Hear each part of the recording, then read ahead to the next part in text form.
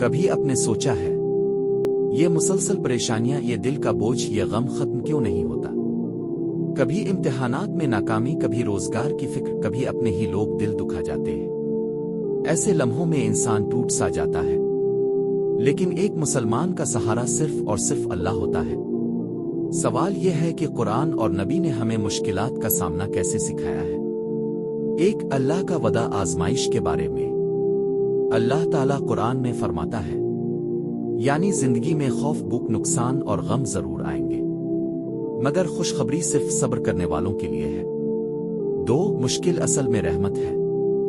رسول اللہ نے فرمایا، جسے اللہ بھلائی دینا چاہتا ہے اسے آزمائش میں ڈالتا ہے۔ بخاری۔ یعنی ہر غم کے پیچھے اللہ کی حکمت چھپی ہے۔ جو غم ہمیں اللہ کے قریب کر دے وہ دراصل نعمت ہے۔ 3 عملی حل قرآن و سنت کی روشنی میں۔ دعا اور توبہ۔ غم کا سب سے پہلا علاج دل سے اللہ کو پکارنا ہے۔ تہجد میں رونا، استغفار کرنا، یہی دل کا سکون ہے۔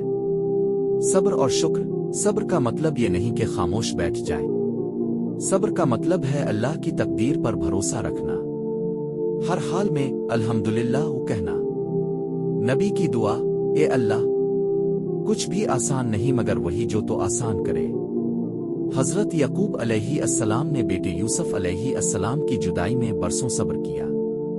حضرت ایوب علیہ السلام نے بیماری کے طوفان میں بھی اللہ کا شکر ادا کیا، اور ہمارے پیارے نبی نے طائف کے دن لوگوں کے ظلم پر صبر کیا، لیکن دعا یہی کی، آ اللہ، اگر تو مجھ سے راضی ہے تو مجھے کوئی غم نہیں۔ یہ سب سبق ہیں کہ مشکل وقتی ہے، لیکن صبر اور دعا ہمیشہ کے لیے ہماری ڈھال ہے۔ یاد رکھیں، غم ختم ہو جاتا ہے، لیکن اللہ کے لیے کیا گیا صبر کبھی ضائع نہیں ہوتا۔